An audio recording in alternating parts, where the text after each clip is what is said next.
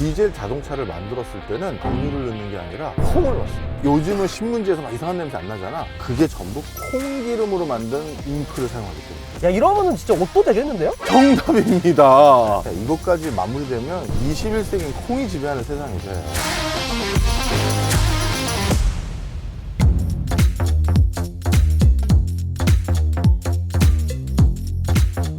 이 콩이 네네네. 원래 원산지가 어딜 것 같아요? 아, 그 정도. 그러면 이게 어떻게 보면 밭에서 나는 석유 아니야.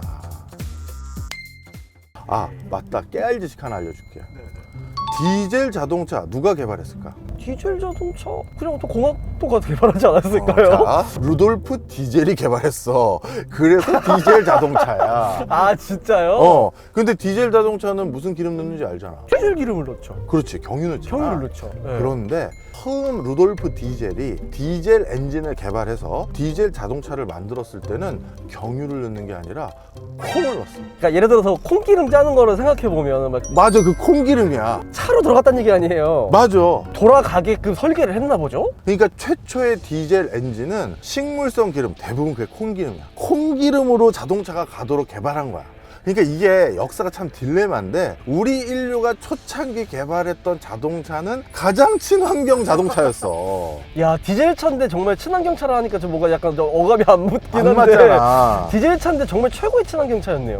이게 1900년 파리 자동차 박람회에 첫 출시됐었는데, 그때 디젤 자동차를 콩기름을 부어서 아주 심하게 말하면 식용유 부어서 그리고 가는 거야. 그때 그 어떻게 보면 인류가 제일 먼저 만들었던 자동차가 바이오 디젤로 가는 자동차가 그 중에 하나였는데, 그게 이제 다시 100여 년 정도 지난 뒤에 지금 다시 각광을 받을 시점이 된 거니, 이것도 참 아이러니하지. 아, 형님 그러면은 말 많이 하셨으니까 기름 좀 드십시오. 어떤 게? 콩기름. 그래야지.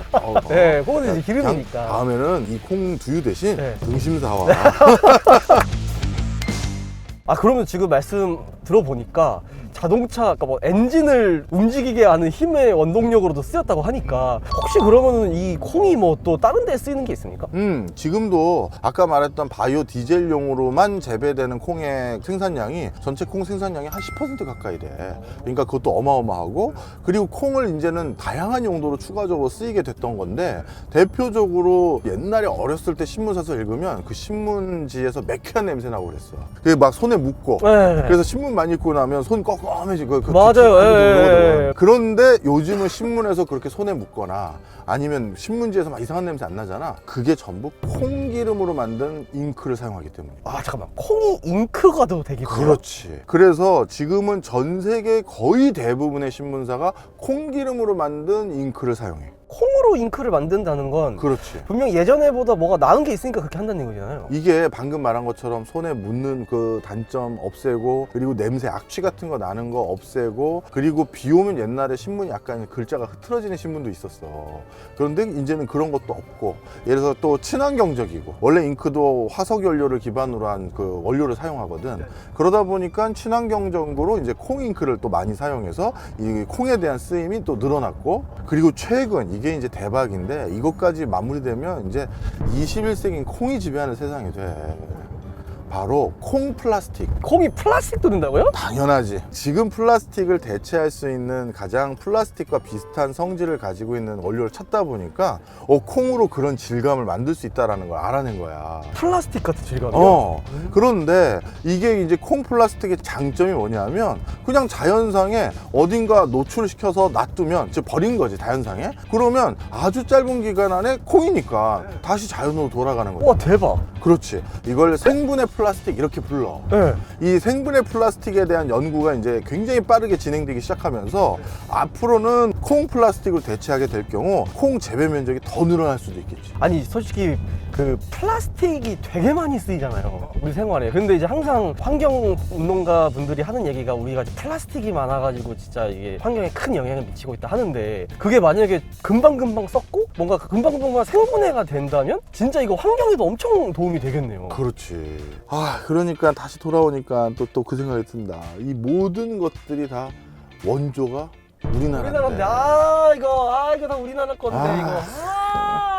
이럴 때 이제 반도체 하나 팔면서 1+1으로 콩 하나씩 주고 그래도 되는 건데. 아. 근데 신기하네요. 진짜 콩이 기름도 됐다가 이게 잉크도 됐다가 지금 뭐 이거 플라스틱 됐다가 야 이러면은 진짜 옷도 되겠는데요? 정답입니다. 콩 섬유가 있어요. 천이 있다고요? 천? 아, 당연하지. 콩으로 만든 식물성 섬유가 있어. 이것도 옷 먹으면 안 됩니다, 여러분. 예, 이거 100% 콩만 한 게 아니라 또 다른 거와 혼방이 되는 경우가 많기 때문에 그냥 드시면 큰일 나요. 와 그러면 콩으로 섬유를 만들면 어떤 게 좋습니까? 어떤 게 좋은지는 안 읽어봤다. 그러니까 환경에는 일단 또 어느 정도 도움이 되지. 도움이 될 것 같기도 우리 하고요. 흔히 뭐 소재 중에서 옛날에 썼던 나일론을 비롯해서 대부분 또 이것도 화석연료를 기반으로 한 거잖아. 그래서 이것도 대신 콩 섬유를 사용할 경우 또 환경을 지킬 수 있는 방법이지. 요즘에 친환경, 뭐 ESG 경영, 환경과 미래 세대를 고려한 그런 것들이 되게 화두잖아요. 맞아. 그러니까 이 맥락 속에서 정말 필수 자원이 콩이네요. 맞아. 그래서 요즘은 콩을 바탕으로 우리가 요즘은 비건이라고 하지, 채식주의자들 이런 분들에게 고기 같은 모양으로 식물성 고기를 만들어내기도 하잖아. 아 맞아요. 그래서 이렇게 중요한 콩, 경제적 가치도 높은 콩인데 이 두유 회사 우리나라에서 제일 유명한 데잖아. 그렇죠. 설립자가 이 사실을 알고 있었어. 뭐? 우리나라가 콩의 종주국이라는 사실을. 아 정말요? 그런데 우리나라가 예전에는 기아에 허덕였지 않니? 먹을 것도 없고 그래가지고 단백질 보충도 안 되고 그래서 뭘 했다? 그 콩으로 우유 대신 단백질을 충분히 벌충할 수 있는 뭘 만들자? 두유를 만들자? 두유를 만들자. 아 이 설립자가 의학 박사시거든. 그래서 영양에 대한 정보를 굉장히 잘 알고 계셔.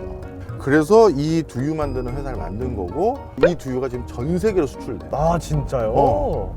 약간 또 한국을 빛내는 또 스테디셀러군요 그게. 그렇지. 그래서 이게 아는 사람들은 우리나라가 이렇게 콩의 원조 국가이자 종주국이라는 걸 알고 있어. 지난번에 우리 첫째 때 얘기하신 것처럼 또 우리 상인의 나라 아닙니까? 그렇지. 이거 절대로 지금 모르지 않을 것 같거든요.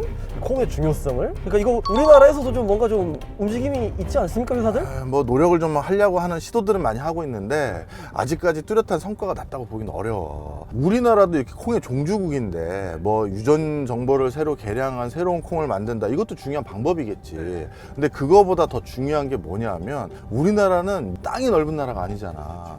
그러다 보니까 콩을 어디서 대규모로 경작을 해야 뭔가 국제적으로 가격 경쟁력이 있는데 아니면 적어도 우리나라에서 먹을 콩이라도 예전처럼 자급자족을 하면 좋은데 그런 면적이 없지 않니? 그래서 요즘 우리나라에서 이런 식자재를 유통하거나 식자재를 직접 공급받아야만 될 식품회사들 같은 경우는 저기 우리 선조들이 있는 땅으로 올라가 버렸어. 만주 뭐 이런 데인가요? 정답입니다.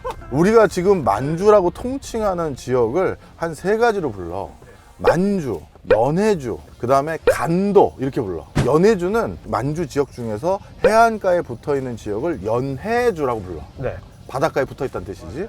그런데 간도라고 하는 거는 뭐냐면 옛날 발음이 이게 바뀐 건데 간토라는 데서 온 거야. 간토는 개간한 땅이라는 뜻이거든. 그러면 저 만주 지방에 누가 개간했느냐? 우리나라 사람들이 개간했지. 왜? 먹고 살 게 없으니까 빈 땅 찾아서 거기까지 간 거야. 그래서 개간한 땅인데 거기서 개간해서 뭐 심었다? 콩을 심었다. 맞아요. 그래서 지금 블라디보스토크니 뭐 자르비노니 요쪽 지역에 우리나라 관련 농업법인들을 잔뜩 인수합병해서 거기서 콩을 엄청나게 재배하고 있는데 우리나라 지금 여러 식품회사들이라든가 식자재 유통 관련한 회사들이 거기에 매입한 땅의 면적이 서울시 면적의 절반 정도 돼. 이야 정말 큰 땅이네요. 거기서 정말 대규모로 콩 재배나 물론 다른 것도 재배하긴 하지만 이런 걸 재배해서 그걸 바탕으로 굉장히 값싼 대두를 확보해서 국내 여러 식자재 유통에 활용하려는 목적으로 지금 거기까지 가 있는 상태야. 와. 이거 아직 포기한 건 아니야.